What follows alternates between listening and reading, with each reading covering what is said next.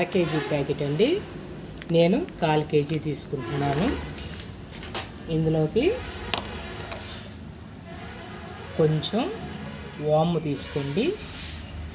టేస్ట్కి సరిపడిన ఉప్పు వేసుకోండి. అలాగే ఒక చిటికెడు సోడా పిండి తీసుకోండి. ఇప్పుడు ఈ పిండిని జారుగా కలుపుకోండి.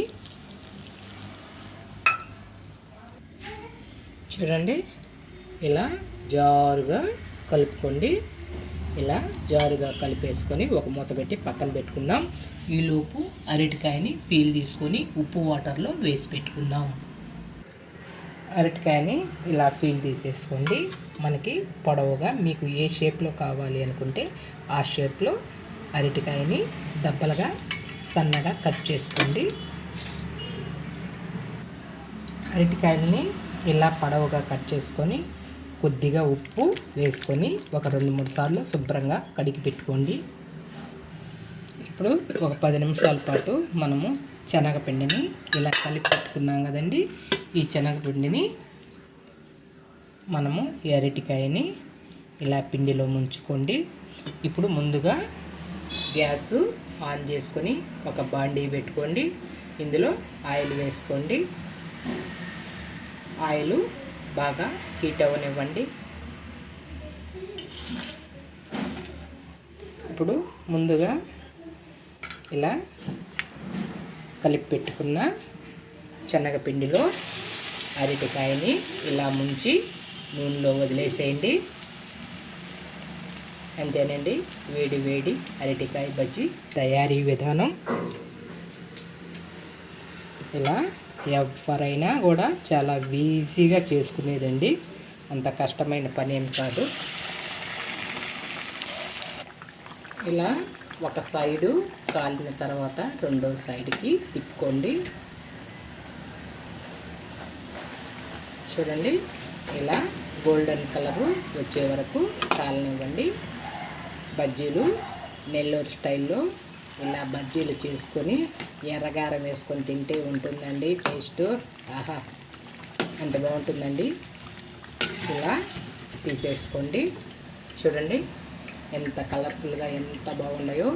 తింటూ ఉంటే కూడా అంతే టేస్ట్గా ఉంటాయండి. ట్రై చేయండి. ఎలా వచ్చాయో కామెంట్ చేయండి. ఇలా మిగిలిన బజ్జీలను కూడా వేసేసుకోండి.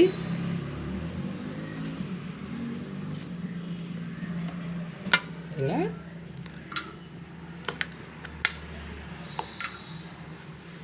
చూడండి ఎంత సింపుల్గా వేసేసుకోవచ్చు.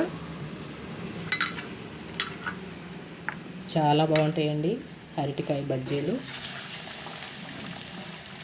ఇలా వేసేసుకోండి.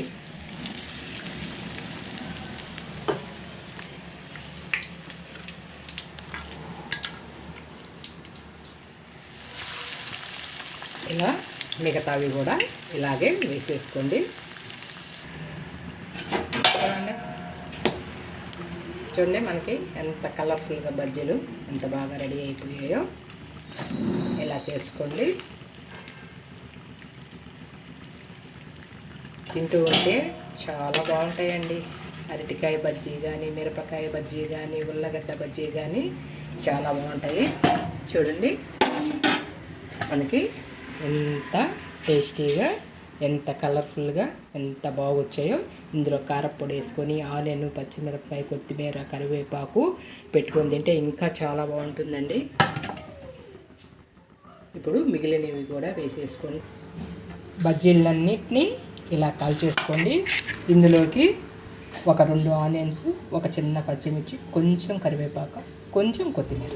ఇప్పుడు ఈ బజ్జీని ఇలా పొడవుగా కట్ చేసుకొని ఇందులో ఈ ఆనియన్స్ని పెట్టుకుంటే చాలా బాగుంటుందండి. మనము తింటుంటే చాలా బాగుంటుంది. బజ్జీని మధ్యలోకి కట్ చేసుకోండి. ఈ ఆనియన్స్ని వాటి మధ్యలో పెట్టుకోండి. కారం వేసుకొని తింటుంటే అండి సూపర్గా ఉంటుందండి టేస్ట్. అంతేనండి, టేస్టీ బజ్జీలు తయారైపోయింది. చూడండి ఎంత బాగా ఆనియన్స్ ఘాటుగా, ఎర్రకారం తింటూ ఉంటే సూపర్గా ఉంటుందండి. ఇవి నెల్లూరు స్టైల్ బజ్జీలు, అరటికాయ బజ్జీలు. ప్లీజ్ మీకు నచ్చినట్టయితే లైక్ చేయండి, షేర్ చేయండి, సబ్స్క్రైబ్ చేయండి, సపోర్ట్ చేయండి. ఓకేనండి, మరొక రెసిపీతో మళ్ళీ రేపు కలుసుకుందామండి. ఓకేనండి, బాయ్.